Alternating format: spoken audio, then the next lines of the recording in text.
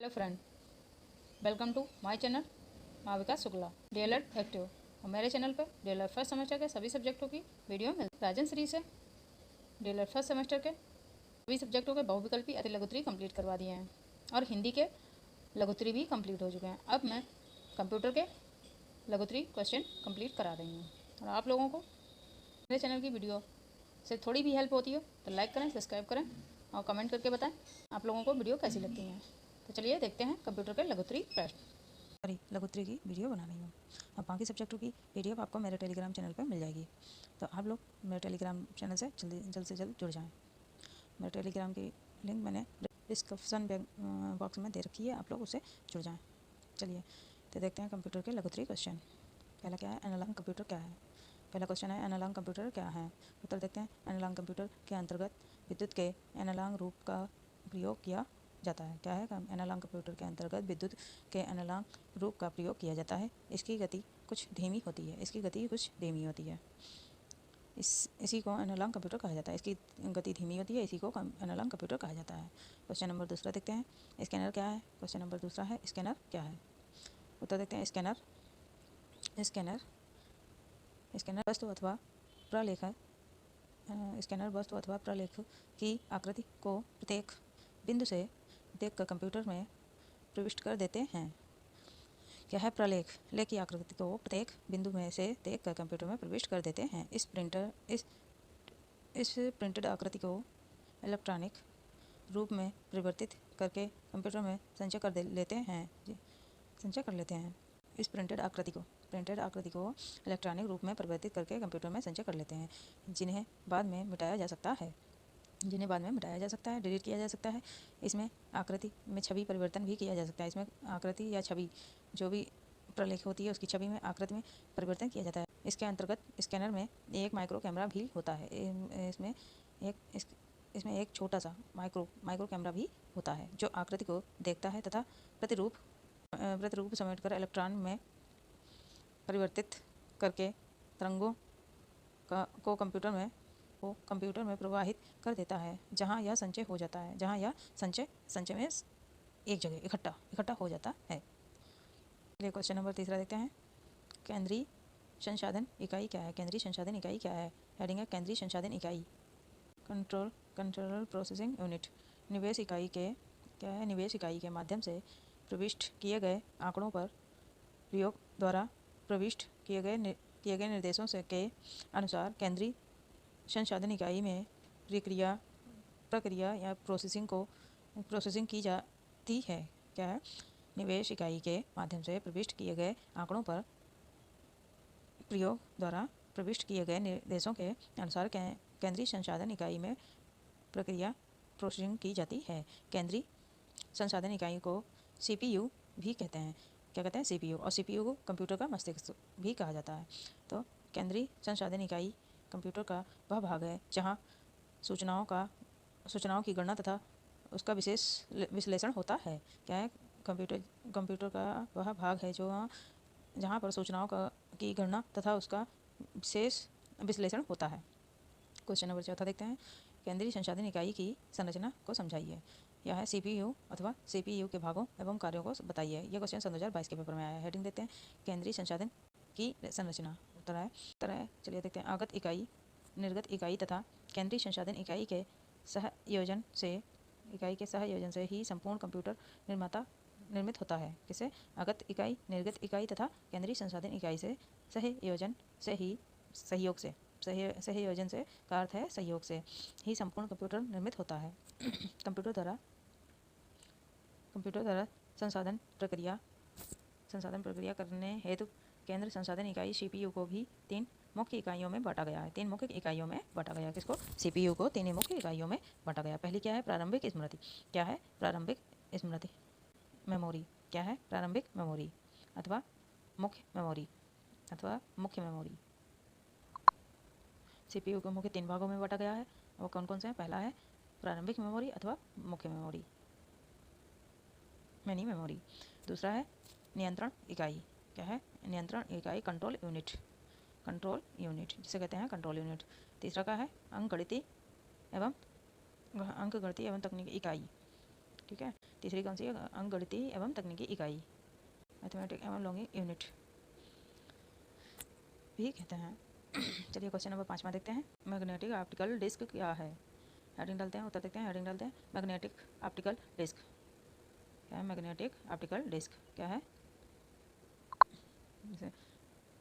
Magnetic optical disc, इस disc में magnetic एवं ऑप्टिकल डिस्क दोनों के गुण उपलब्ध होते रहते हैं। क्या है इसमें?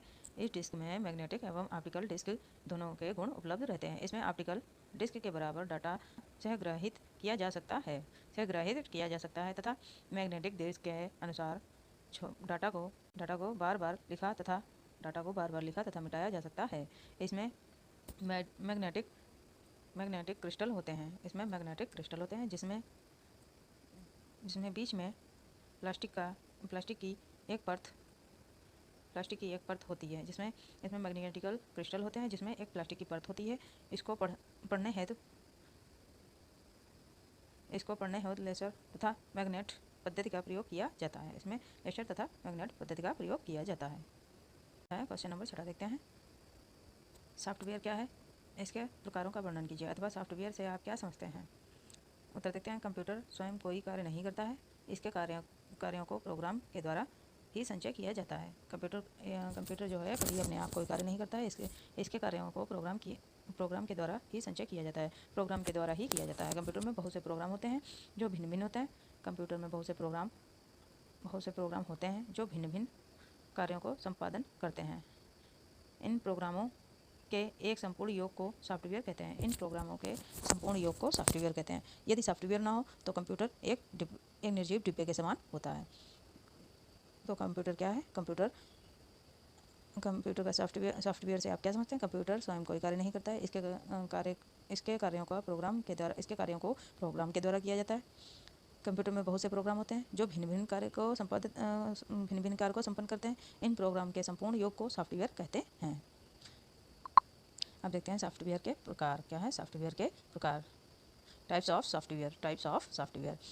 सॉफ्टवेयर मुख्यतः दो प्रकार के होते हैं। कैसे? मुख्यतः दो प्रकार के होते हैं। सॉफ्टवेयर मुख्यतः दो प्रकार के होते हैं। पहला है सिस्टम सॉफ्टवेयर। क्या है? पहला सिस्टम सॉफ्टवेयर प्रोग्राम के, इसकी डेफिनेशन है, सिस्टम सॉफ्टवेयर प्रोग्राम के उस समूह को कहा जाता है जो कंप्यूटर को चलाने, उसकी देखभाल करने तथा उस पर नियंत्रण रखने का कार्य करता है। यह कंप्यूटर के साथ ही निर्माता द्वारा उपलब्ध कराया जाता है। क्या है सिस्टम सॉफ्टवेयर प्रोग्राम के उस समूह को कहा जाता है जो कंप्यूटर को चलाने में, उसकी देखभाल करने में तथा उसे नियंत्रित रखने का कार्य करता है। यह कंप्यूटर के साथ ही निर्माता द्वारा उपलब्ध कराया जाता है। दूसरा है अनुप्रयोग सॉफ्टवेयर एडिंग है।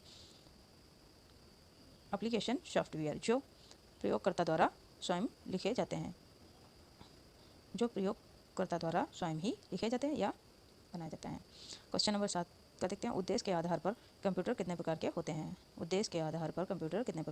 देखते हैं। उद्देश्य के आधार पर कंप्यूटर दो प्रकार के होते हैं। पहला है सामान्य उद्देशीय कंप्यूटर। क्या है? सामान्य उद्देशीय computer.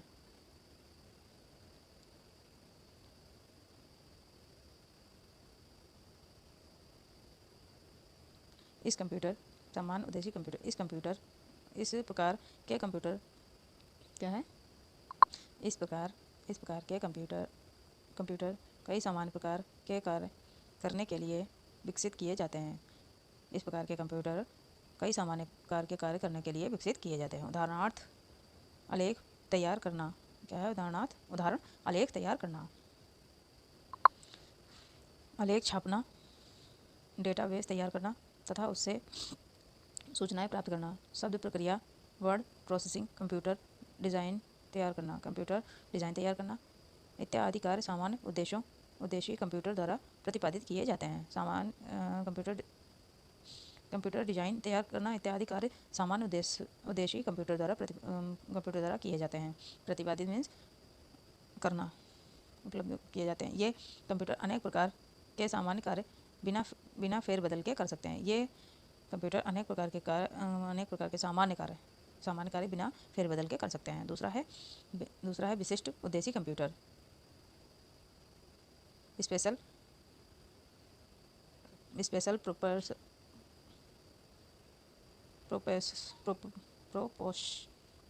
Purpose computer, special purpose computer. विशिष्ट क्या है? विशिष्ट उद्देश्य कंप्यूटर किसी विशिष्ट कार्य को करने हेतु ही विकसित किए जाते हैं। क्या है? विशिष्ट कंप्यूटर विशिष्ट उद्देश्य की कंप्यूटर विशिष्ट कार्य को करने हेतु विकसित किए जाते हैं व इनकी प्रक्रिया क्षमता भी उसी विशिष्ट कार्य के आवश्यकता अनुसार ही होती है। इस प्रकार के कंप्यूटर में यदि आवश्यक हो तो एक से अधिक प्रोसेसर भी संलग्न किए जाते हैं। प्रोसेसर भी संलग्न किए जा सकते हैं। इससे विशिष्ट कार्य जिसका निष्पादन सामान्य उद्देश्य कंप्यूटर से ही नहीं किया जा सकता। इसके उनके लिए कुछ विशिष्ट उद्देश्य कंप्यूटर कुछ विशिष्ट शक्तियों के साथ संलग्न कर विकसित किए जाते हैं।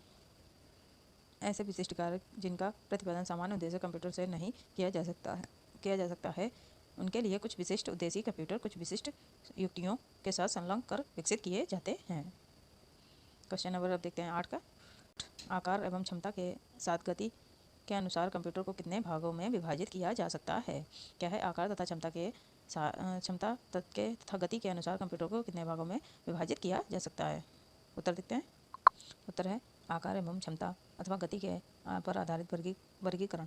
क्या है? आकार एवं क्षमता अथवा गति के आधार पर आधारित वर्गीकरण। Classification based on size and completely और स्पीड। क्या है? आकार एवं क्षमता अथवा गति के आधार पर कंप्यूटरों को निम्नलिखित भागों में विभाजित किया जाता है। क्या है? आकार एवं क्षमता अथवा गति के आधार पर कंप्यूटर को निम्नलिखित भागों में विभाजित किया जाता है। पहला है माइक्रो कंप्यूटर। माइक्रो कंप्यूटर सूक्ष्मतम आकार के होते हैं। माइक्रो कंप्यूटर सूक्ष्मतम यानी कि सबसे छोटे आकार में होते हैं। इसमें माइक्रो प्रोसेस का प्रयोग किया जाता है। दूसरा है मिनी कंप्यूटर। मिनी कंप्यूटर को माइक्रो कंप्यूटर की तुलना में कुछ बड़े एवं तीव्र तथा महंगे होते हैं। मिनी कंप्यूटर जो है माइक्रो कंप्यूटर की से थोड़े से बड़े और तीव्र तथा महंगे होते हैं। तीसरा देखते हैं मेन फ्रेम कंप्यूटर। क्या है? मेन फ्रेम कंप्यूटर तीसरा है। ये कंप्यूटर मिनी कंप्यूटर से अधिक क्षमता वाले कंप्यूटर होते हैं। ये कंप्यूटर मिनी कंप्यूटर से अधिक क्षमता वाले होते हैं। कौन से होते हैं? Main frame. चौथा है सुपर कंप्यूटर। सुपर कंप्यूटर सबसे अधिक गति क्षमता सबसे अधिक गति संग्रह क्षमता प्रयोक्ता वाले कंप्यूटर हैं। इनमें कई सीपीयू होते हैं जो समांतर क्रिया करने में सक्षम होते हैं। इन कंप्यूटरों में नॉन वन न्यूनमैन पद्धति का प्रयोग किया जाता है। सुपर कंप्यूटर में अनेक संसाधन प्रणालियाँ प्रयोग की जाती हैं। क्या है? सुपर कंप्यूटर में अनेक संसाधन प्रणालियाँ प्रयोग की जाती हैं। प्रत्येक संसाधक समानांतर प्रक्रिया करता है। यह कंप्यूटर करोड़ों निर्देश प्रति सेकंड से भी अधिक कार्य कर सकता है। यह कंप्यूटर करोड़ों निर्देश प्रति सेकंड से भी अधिक कार्य कर सकता है। क्वेश्चन नंबर 9 का देखते हैं। लाइट पेन क्या है? ये क्वेश्चन 2019 और 2022 के पेपर में आया है। उत्तर देखते हैं। लाइट पेन एक निवेश युक्ति है जिसमें एक स्मॉल विशिष्ट पेन में फोटो सेल होते हैं। पेन स्क्रीन से संबंधित युक्ति पर घुमाता हुआ दिखाई देता है। किस पे? स्क्रीन पे दिखाई देता है। तथा जब भी हम आदेश करते हैं इमेज स्क्रीन में संकलित हो जाती है जिसका प्रिंट तैयार किया जाता है। लाइट पेन एक निवेश युक्ति है जिसमें एक स्मॉल विशिष्ट पेन में फोटो सेल होते हैं। पेन स्क्रीन से संबंधित युक्ति पर घूमता हुआ दिखाई देता है तथा जब हम आदेश करते हैं इमेज स्क्रीन में संकलित हो जाती है। इसका प्रिंट तैयार किया जा सकता है। क्वेश्चन नंबर 10 देखते हैं। अल्फा न्यूमेरिकल कुंजियाँ क्या होती हैं? अल्फा न्यूमेरिकल कुंजियाँ क्या होती हैं? अल्फा न्यूमेरिकल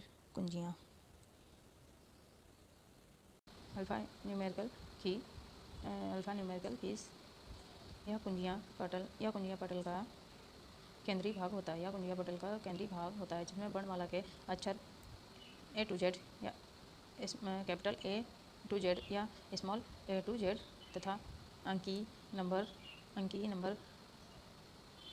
करेक्टर 90 से ए स्मॉल तथा अन्य कुछ करेक्टर जैसे question mark, hash, at the, एज, प्रतिशत, ये कुछ कीज़ होती हैं। माइनस, प्लस इत्यादि कीज़ होते हैं। इसके अलावा shift, enter, back space, back, S,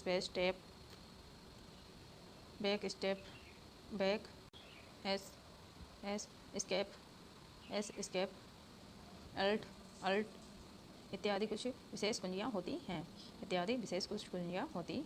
question number 11 का देखते हैं। न्यूमेरिक कुंजियाँ क्या होती हैं? हेडिंग देते हैं न्यूमेरिक कुंजियाँ। नंबर्स की यह कुंजियाँ पटल पर दाएं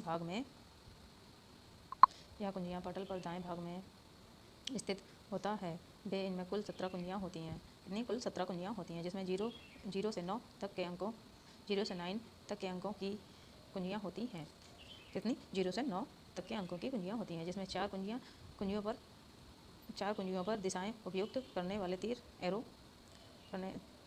दिशाएं व्यक्त करने वाले एरो तीर बने रहते हैं, जो कर्सर को चलाने का कार्य भी कर सकते हैं। इसके अतिरिक्त कुछ अन्य कुंजियाँ भी अंकित होती हैं, जैसे num lock, star, plus, home page, UP, PG, NDN, PGDN, एसएनस व इंटर। क्वेश्चन नंबर 12 का देखते हैं। टास्क बार क्या होता है? क्वेश्चन नंबर 12 का है टास्क बार क्या होता है? उत्तर देखते हैं। कंप्यूटर स्टार्ट करने पर स्क्रीन के निचले हिस्से में टास्क बार दिखाई देता है। क्या है? कंप्यूटर को स्टार्ट करने में स्क्रीन के निचले हिस्से में टास्क बार दिखाई देता है। विंडोज़ पर कार्य करते समय भी यहाँ आसानी से स्क्रीन पर उपलब्ध होता है। जब भी कोई प्रोग्राम रन होता है या कोई विंडो ओपन हो जाती है, उसे रिप्रेजेंट करता हुआ आइकन इस टास्क बार पर दिखाई देता है। विभिन्न विंडोज़ या प्रोग्राम के माध्यम स्विच ओवर्स करते हुए टेक्स्ट बार पर दिखाई देने वाले आइकन को क्लिक किया जा सकता है। क्या है? विंडोज़ या प्रोग्राम के मध्य स्विच ओवर्स करते हुए टास्क बार पर दिखाई देने वाले आइकन को क्लिक किया जा सकता है। टास्क बार पर प्रोग्राम या विंडोज़ के आइकन पर माउस से राइट क्लिक करने पर प्लस एक्स ओपन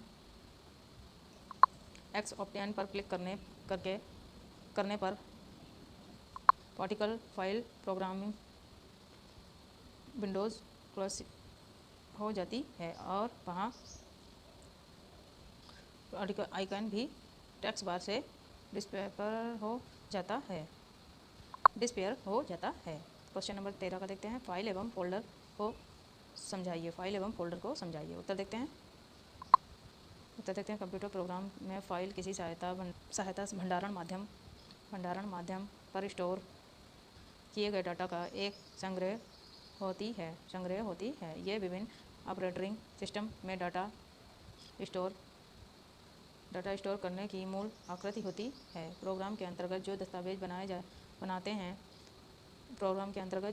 बनाते हैं और प्रोग्राम करते हैं, वे सभी फाइल ही होती हैं। ठीक इसी तरह समस्त प्रोग्राम भी फाइल होते हैं। कोई फोल्डर बहुत सी फाइलों एवं अन्य फोल्डरों का संग्रह होता है। विंडोज़ में फाइलों को प्रतीक चिन्ह आइकन्स द्वारा प्रदर्शित किया जाता है। क्वेश्चन नंबर 14 देखते हैं। डेस्कटॉप पर किसी अन्य फोल्डर को किस प्रकार बनाया जाता है? उत्तर देखते हैं। डेस्कटॉप पर विंडोज़ का प्रारंभिक बिंदु होता है। क्या होता है? डेस्कटॉप विंडो का प्रारंभिक बिंदु होता है। यदि इसमें एक पूरी तरह स्वतंत्र फोल्डर बनाना चाहते हैं, इसके लिए अग्रलिखित क्रियाएं की जाती हैं। पहला है, अपने डेस्कटॉप के किसी रिक्त स्थान पर माउस का दाहिना बटन क्लिक कीजिए। इससे स्क्रीन पर एक कॉन्टेक्ट्स मेनू दिखाई देगा। दूसरा है, इस मेनू में न्यू को क्लिक कीजिए। ऐसा करते ही न्यू विकल्प का झरना मेनू कंसिडरिंग मेनू दिखाई पड़ने लगेगा। नंबर 3 है इस झरना मेनू फोल्डर विकल्प को इस झरना मेनू में फोल्डर विकल्प को क्लिक कीजिए। इससे डेस्कटॉप में एक नवीन प्रतीक चिन्ह दिखाई पड़ेगा इसके नीचे न्यू फोल्डर या नाम लिखा हुआ है और उल्टे रंग में आप इस नाम के स्थान पर दूसरा नाम टाइप करके एंटर दबा दीजिए। एंटर बटन दबा सकते हैं। इससे आपके द्वारा टाइप किए गए नाम का ही फोल्डर बन जाएगा। क्या है? आपके द्वारा टाइप किए गए नाम का ही फोल्डर बन जाएगा। क्वेश्चन नंबर देखते हैं 15 का। फैक्स की विशेषता बताइए। फैक्स की विशेषता बताइए। यह क्वेश्चन 2019 के पेपर में आया है। यह उत्तर देते हैं। यह सूचना प्रौद्योगिकी की एक महत्वपूर्ण उपलब्धि है। इसमें ग्राफ, चार्ट, हस्तलिखित, मुद्रित संग्राही को टेलीफोन नेटवर्क के माध्यम से एक स्थान से दूसरे स्थान पर मूल प्रति की फोटोकॉपी के स्वरूप को भेज देता है। कुछ ही सेकंडों में टाइप हुई तथा हस्तलिखित संदेश को भी अधिकाधिक मात्रा को एक स्थान से दूसरे स्थान पर भेजना संभव होता है। क्या है फैक्स? फैक्स एक विशेष सूचना प्रौद्योगिकी की एक महत्वपूर्ण उपलब्धि है। इसमें चार्ट, ग्राफ, हस्तलिखित, मुद्रित संग्राही को टेलीफोन नेटवर्क के द्वारा एक स्थान से दूसरे स्थान पर मूल प्रति की फोटोकॉपी के रूप में भेजा जा सकता है। कुछ ही सेकंडों में टाइप की हुई अथवा हस्तलिखित संदेश को अधिक मात्रा को एक स्थान से दूसरे स्थान पर भेजना संभव होता है। किसके द्वारा? फैक्स के द्वारा। क्वेश्चन नंबर 16 देखते हैं। स्मृति मेमोरी से आप क्या समझते हैं? इसकी क्षमताओं को समझाइए। मेमोरी उत्तर देखते हैं। मेमोरी किसी कंप्यूटर के लिए अनिवार्य भी होती है। मेमोरी किसी कंप्यूटर के लिए अनिवार्य भी होती है क्योंकि इसमें उन प्रोग्रामों को स्टोरेज किया जाता है जिसका पालन कंप्यूटर की सीपीयू को करना है। जिसका पालन कंप्यूटर की सीपीयू को करना है। मेमोरी का वह भाग जो सीपीयू का सीधे संपर्क में रहता है उसे मुख्य मेमोरी कहा जाता है। और जो साधन बैकअप भंडार का कार्य करते हैं उन्हें सहायक मेमोरी कहा जाता है। मुख्य मेमोरी में केवल वे प्रोग्राम और डाटा रखे जाते हैं जिनका प्रयोग सीपीयू द्वारा किया जाता है। क्या है? सीपीयू का सीधे संपर्क रहता है। किससे रहता है? मेमोरी से। उसे मुख्य मेमोरी कहा जाता है और जो साधक बैकअप भंडार का कार्य करते हैं उन्हें सहायक मेमोरी कहा जाता है। मुख्य मेमोरी में केवल वे प्रोग्राम और डाटा रह जाते हैं जिसका प्रयोग सीपीयू द्वारा किया जाता है। स्मृति की क्षमता कंपैटिबिलिटी ऑफ मेमोरी। केंद्रीय इकाई में होने वाली समस्त क्रियाएं सर्वप्रथम स्मृति में जाती हैं। कंप्यूटर की स्मृति संसाधन केंद्रीय इकाई में होने वाली समस्त क्रियाएं सर्वप्रथम स्मृति में जाती हैं। कंप्यूटर की स्मृति संसाधन इकाई सीपीयू का ही एक भाग होती है। स्मृति में अक्षरों को बाइट द्वारा प्रस्तुत किया जाता है। स्मृति में अक्षरों को बाइट के द्वारा प्रस्तुत किया जाता है। एक बाइट में 8 बीट होते हैं।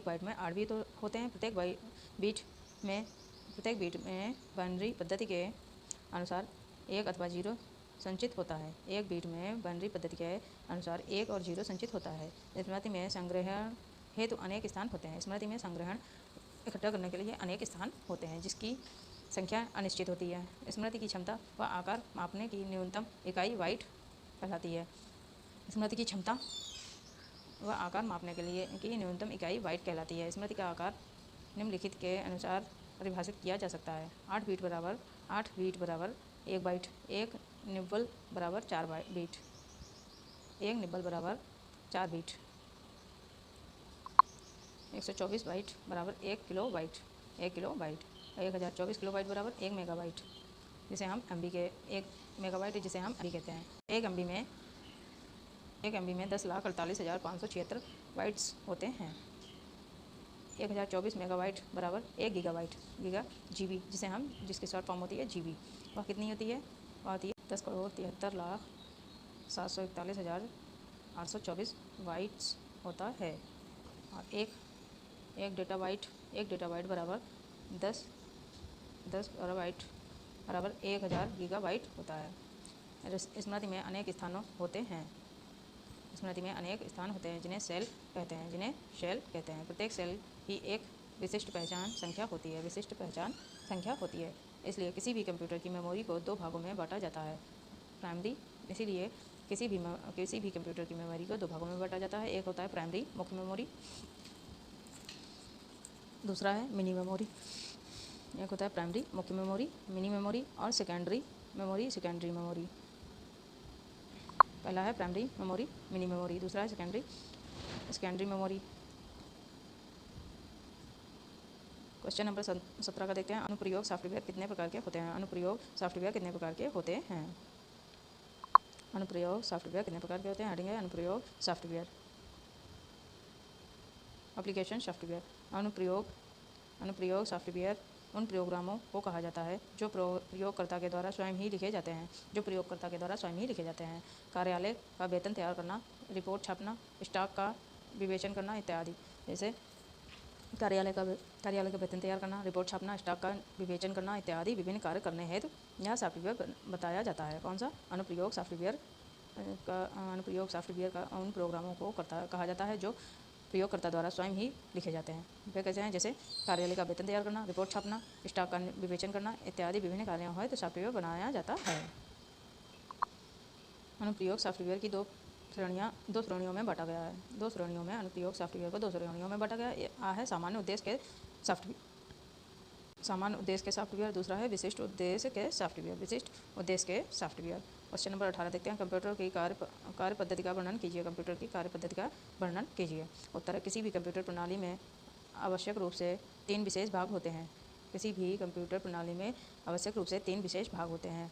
पहला है इनपुट उपकरण, दूसरा है सेंट्रल प्रोसेसिंग यूनिट CPU और तीसरा है आउटपुट उपकरण। एक है इनपुट उपकरण, दूसरा है आउटपुट उपकरण, तीसरा है सेंट्रल प्रोसेसिंग यूनिट CPU, जिसे CPU कहा जाता है। CPU में मुख्य मेमोरी, अरिथमेटिक लॉजिक यूनिट तथा कंट्रोल यूनिट होते हैं।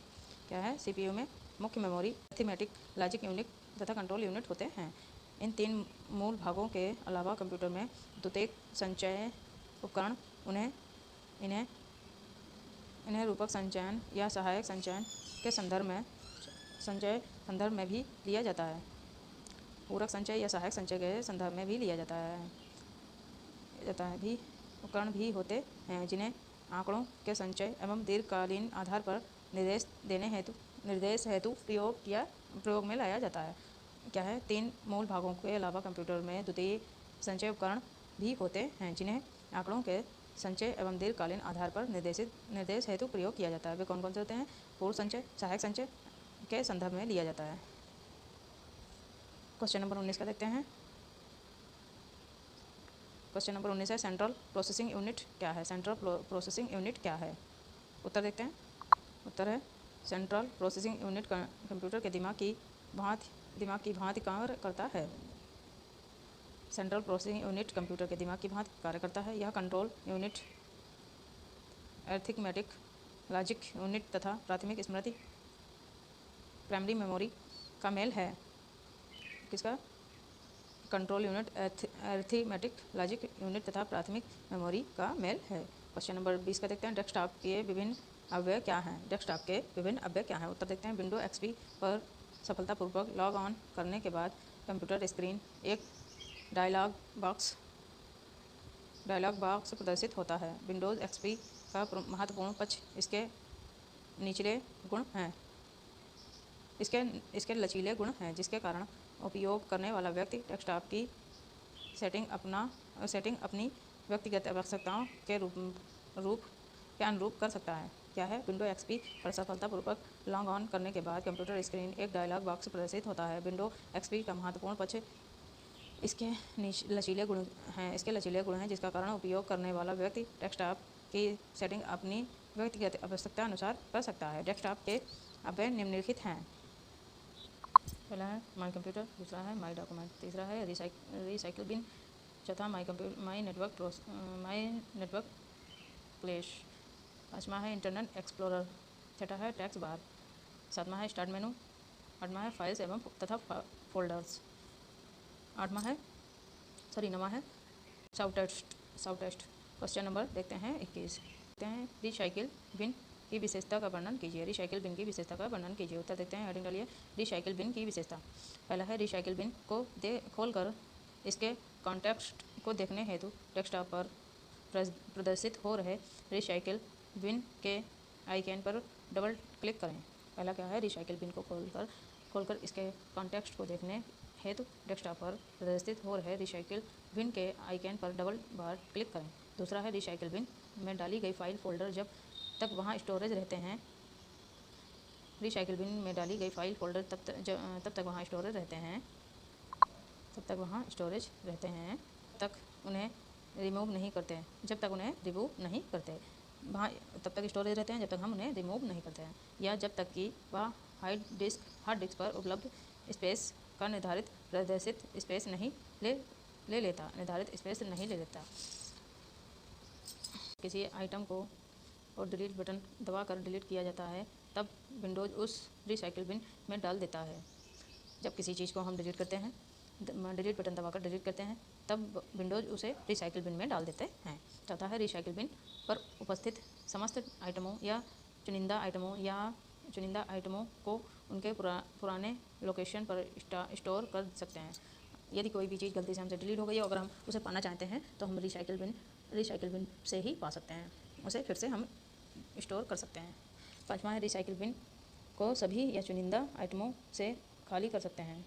ऐसा करने से वह आइटम स्थानीय तौर पर डिलीट हो जाता है। अगर हम किसी भी चीज़ को जो नहीं रखना चाहते उसे भी हम डिलीट मारकर रिसाइकिल के बिन पर जाकर चुनिंदा आइटमों को खाली कर सकते हैं डिलीट मारकर, तो वह आइटम स्थानीय तौर पर डिलीट हो जाता है। 22 का देखते हैं, क्वेश्चन नंबर 22 का, इंटरनेट का कार्य प्रणाली को समझाइए। इंटरनेट की कार्य प्रणाली को समझाइए। क्वेश्चन 2019 के पेपर में आया है।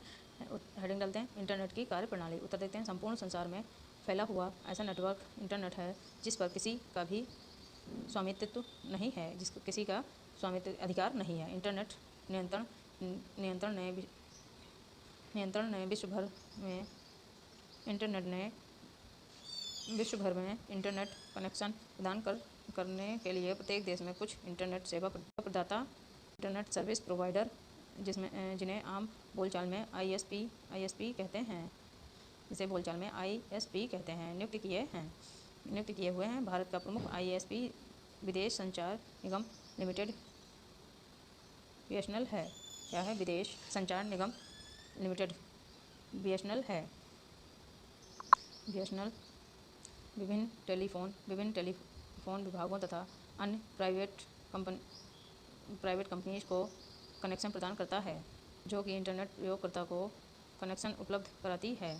प्रयोगकर्ता को इंटरनेट का कनेक्शन लेने हेतु दो प्रकार के कनेक्शंस उपलब्ध होते हैं, डायल अप तथा लीज लाइन। प्रयोगकर्ता को डायल अप कनेक्शन के अंतर्गत अपने कंप्यूटर से द्वारा दिया गया एक विशेष टेलीफोन नंबर डायल करना होता है। जब यह फ़ोन दिए गए नंबर पर मिल जाता है तो उपयोगकर्ता के कंप्यूटर परस्पर जुड़ जाते हैं और उपयोगकर्ता का कंप्यूटर परोक्ष रूप से इंटरनेट से जुड़ जाता है। अब प्रयोगकर्ता इंटरनेट के किसी भी कंप्यूटर का पता लिखकर उससे जुड़ सकता है, डेटा का लेन देन कर सकता है। प्रयोगकर्ता इंटरनेट का कनेक्शन देने हैं तो दो प्रकार के कनेक्शन उपलब्ध होते हैं, डायल अप तथा लीज लाइन।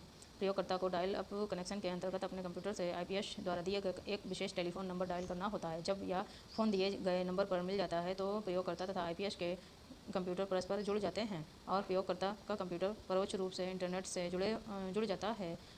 अब प्रयोगकर्ता इंटरनेट के किसी भी कंप्यूटर का पता लिखकर उससे जुड़ जाता है, डेटा का लेन देन कर सकता है। क्वेश्चन नंबर 23 का देखते हैं। क्वेश्चन नंबर 23, प्रिंटर के प्रकारों का वर्णन कीजिए। उत्तर देखते हैं, प्रिंटर मुख्यतः चार प्रकार के होते हैं। पहला है लाइन प्रिंटर, दूसरा है करेक्टर प्रिंटर, तीसरा है पेज प्रिंटर, चौथा है टर्टल प्रिंटर, पांचवा है मैट्रिक्स प्रिंटर।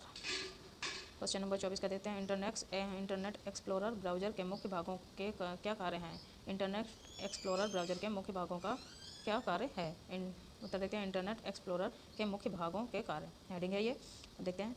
पहला, स्टैंडर्ड टूल बार द्वारा आप वेबसाइट के एक पेज अथवा लिंक को सामने ला सकते हैं। पेजों को डिस्प्ले होने से रोक सकते हैं। सामने ला सकते हैं, पेजों को डिस्प्ले होने से रोक सकते हैं, मनचाही वेबसाइटों को सर्च कर सकते हैं।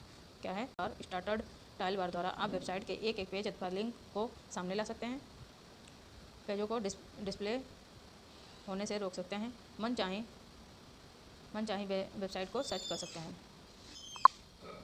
दूसरा है वेब पेज का प्रिंट प्राप्त कर सकते हैं, वेब पेज का प्रिंट प्राप्त कर सकते हैं। तीसरा है होम पेज को आधारित कर सकते हैं, होम पेज को आधारित कर सकते हैं। चौथा है ब्राउजिंग हिस्ट्री कस्टमाइज़ कर सकते हैं। क्या है चौथा? ब्राउजिंग हिस्ट्री कस्टमाइज़ कर सकते हैं। पांचवा का है ईमेल सुविधा को निःशुल्क प्रयोग कर सकते हैं, ईमेल सुविधा को निःशुल्क प्रयोग कर सकते हैं। 25 का क्या है? फेसबुक की सोशल नेटवर्किंग के क्षेत्र में क्या मुख्य भूमिका है? फेसबुक की सोशल नेटवर्किंग क्षेत्र में क्या भूमिका है? उत्तर देखते हैं। फेसबुक एक सोशल नेटवर्किंग साइट होती है जिसमें इंटरनेट के जरिए मित्र बनाने का संदेश भेजने का कार्य किया जाता है।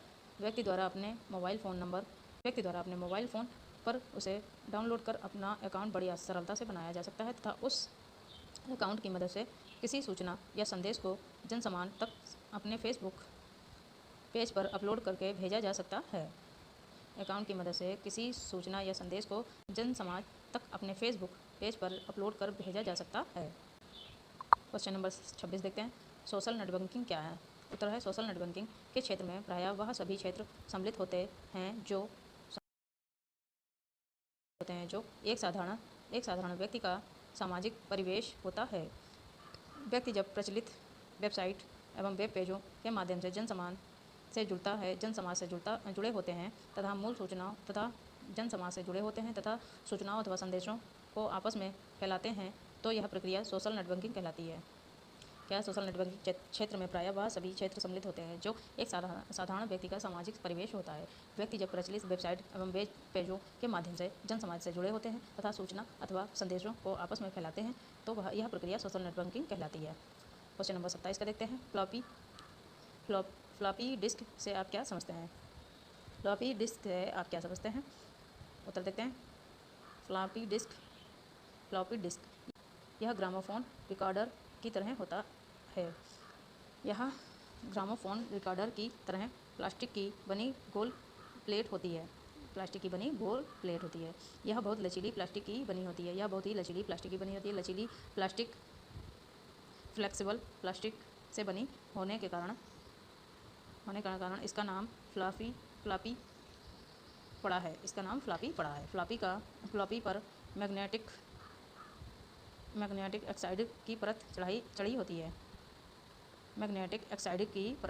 है। इसकी मैग्नेटिक ऑक्साइड की परत के कारण इस प्लास्टिक पर आंकड़े संग्रहित किए जा सकते हैं। यह प्लेट मोटे प्लास्टिक के खोल में बंद रहती है ताकि प्लेट को कोई नुकसान ना पहुंचा सके ताकि सूचनाओं संग्रहण, अध्ययन तथा स्थानांतरण का कार्य करती है। 28 का देखते हैं। हार्ड डिस्क ड्राइव से आप क्या समझते हैं? यह क्वेश्चन 2018 के पेपर में आया है। हार्ड डिस्क ड्राइव हेडिंग यह फ्लॉपी डिस्क के समान होती है किंतु आकार में बड़ी तथा तीव्र गति से चलने वाली होती है। यह कंप्यूटर में स्थानीय रूप से लगी होती है। इसलिए इसे फ्लॉपी डिस्क के समान इधर उधर नहीं किया जा सकता है।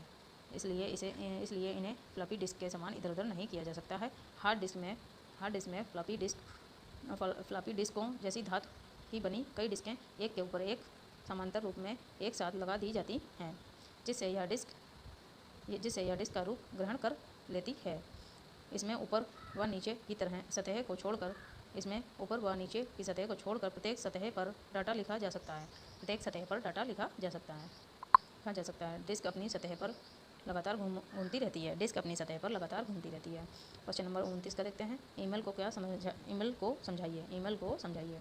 उत्तर देखते हैं। ईमेल जिस तरह डाक द्वारा एक पत्र को एक स्थान से दूसरे स्थान को प्रसिद्ध किया जाता है, एक स्थान से दूसरे स्थान पर भेजा जाता है, उसी प्रकार कंप्यूटर द्वारा पत्र एक स्थान से दूसरे स्थान पर भेजे जाते हैं।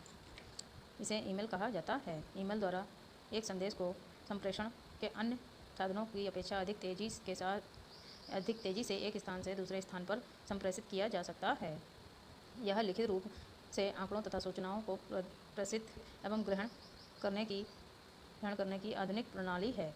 इस प्रणाली के अंतर्गत आंकड़ों एवं सूचनाओं का प्रेषण एवं अभिग्रहण इलेक्ट्रॉनिक के माध्यम से करते हैं, अतः इस प्रणाली को ईमेल कहते हैं। ईमेल की सुविधा इंटरनेट के द्वारा होती है। 30 का देखते हैं इंटरनेट का सामान्य परिचय दीजिए। यह क्वेश्चन 2019 के पेपर में आया है। क्या है इंटरनेट का सामान्य परिचय दीजिए। उत्तर है वस्तुतः इंटरनेट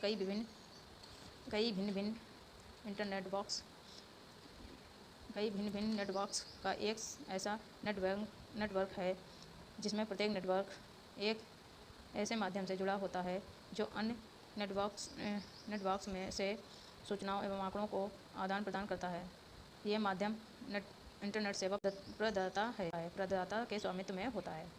क्या है उत्तर वस्तुतः इंटरनेट कई भिन्न नेटवर्क्स का एक ऐसा नेटवर्क है जिसमें प्रत्येक नेटवर्क एक ऐसे माध्यम से जुड़ा होता है जो अन्य नेटवर्क से सूचना एवं आंकड़ों का आदान प्रदान करता है। यह माध्यम इंटरनेट सेवा प्रदाता के स्वामित्व में होता है। प्रमुख इंटरनेट सेवा प्रदाता है GTI, MCI, स्प्रिंट, यूज़नेट और अमेरिका ऑनलाइन का ANS इंटरनेट की शब्दावली में इन माध्यमों को बैकबोन या रीढ़ की हड्डी कहा जाता है। प्रत्येक बैकबोन में कम से कम एक ऐसा बिंदु होता है जहां से वह किसी अन्य बैकबोन से डाटा या आदान प्रदान कर सकते हैं। इसी कारण जब कोई नेटवर्क किसी बैकबोन से जुड़ता है तो इस नेटवर्क का प्रयोग करने वाले प्रयोगकर्ता स्वतः ही संपूर्ण सिस्टम से जुड़ जाते हैं। अब ये प्रयोगकर्ता स्वतः ही इंटरनेट सेवा प्रदाता की सेवा प्राप्त करने वाले किसी अन्य कंप्यूटर से जुड़ जाता है और उसे संदेश प्रेषित कर सकता है एवं इससे संदेश प्राप्त कर सकता है।